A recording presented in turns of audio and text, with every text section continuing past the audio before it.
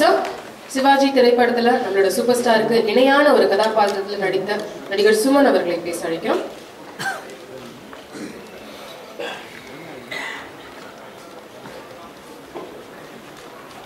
எல்லோருக்கும் வணக்கம்.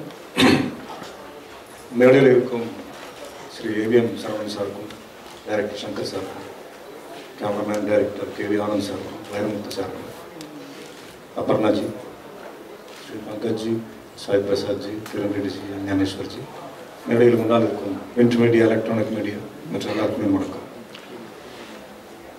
இந்த படம் எல்லாரும் நீங்கள் பார்த்துருப்பீங்க, மிஸ் பண்ணுறதுக்கு சான்ஸே கிடையாது. இந்த படத்தில் நடித்தவங்க, ஒர்க் பண்ணவங்க உண்மையிலேயே ரொம்ப அதிர்ஷ்டசாலின்னு சொல்லுவாங்க. ஏன்னா இந்த படம் எந்த நேரத்தில் ஆரம்பித்தாங்கன்னு தெரியல. இந்த படம் ஸ்டார்ட் பண்ண பிறகு இந்த படத்தில் நடந்திருக்க சில இவெண்ட்ஸ், அதுக்கப்புறம் அதோட சக்ஸஸ், அண்ட் இப்போ லேட்டஸ்ட்டாக வந்து இந்த எஃபெக்ட்ஸ், ஒரு சைடில் வந்து சவுண்ட் அண்ட் ஒரு சைடில் வந்து விஷுவல், எல்லா படங்களுக்கும் வராது. நிறைய பேர் ட்ரை பண்ணுவாங்க, பட் எல்லாருக்கும் வராது. ஸோ ஃபர்ஸ்ட் ஆஃப் ஆல் இந்த ஒரு ப்ராஜெக்டை வந்து முன்னால் கொண்டு வந்த சரவணன் சாருக்கும் குஹன் சாருக்கும் நன்றி. அண்ட் படம் வந்து ஷூட்டிங் பண்ணும்போது நிறைய படங்கள், அதாவது இப்போ வந்து கிட்டத்தட்ட நான் வந்து என்னோட 35th இயர் இது. ஆனால் இந்த படத்தில் சங்கர் சாரோட டைரக்ஷனில் ஒர்க் பண்ணும்போது நிறைய விஷயங்கள் நான் கற்றுக்கிட்டேன்.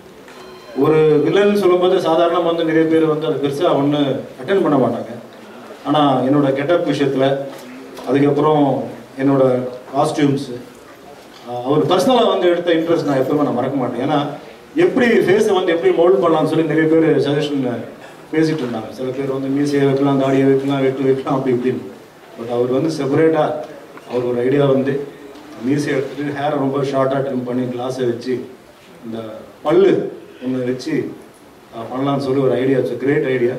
பர்சனலாக அவர் வந்து பெசநகரில் வந்து டாக்டர் மோகன் டென்டிஸ்ட் இருக்கார், அவர்கிட்ட வந்து அதை எக்ஸ்பிளைன் பண்ணி எப்படி இருக்கணும், ஏன்னா ஆர்டிஸ்ட்டுக்கும் கம்ஃபர்டபுளாக இருக்கணும், அட் தி சேம் டைம் ஸ்க்ரீனில் வந்து நல்லா எஃபெக்டிவாக இருக்கணும்னு சொல்லி அவர் எடுத்த ஒரு விஷயம் நான் எப்பவுமே நான் மறக்க மாட்டேன். ஏன்னா ஹீரோவாக இருக்கும்போது கூட எனக்கு அவ்வளோவா யாருமே வந்து இன்ட்ரெஸ்ட் எடுக்கல.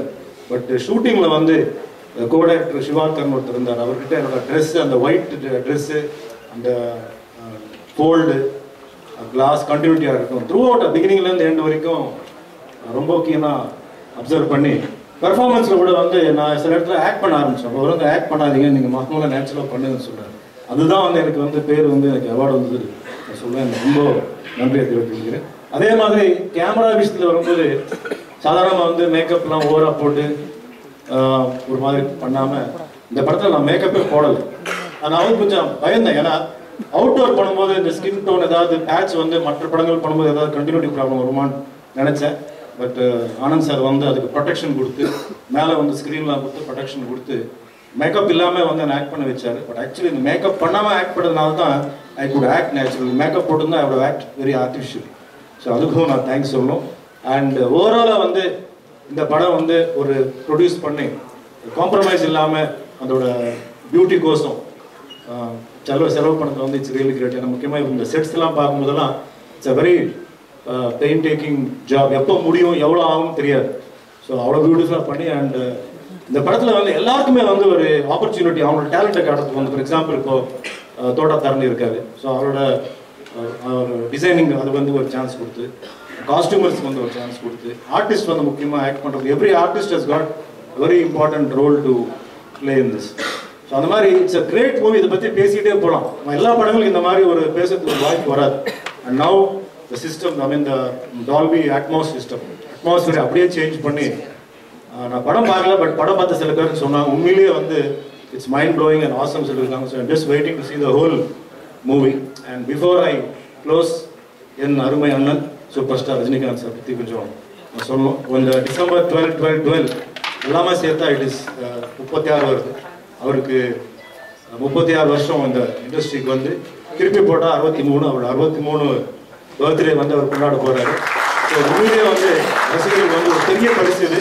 வைரமுத்து சார் சொன்ன மாதிரி அது new year and Pongal gift.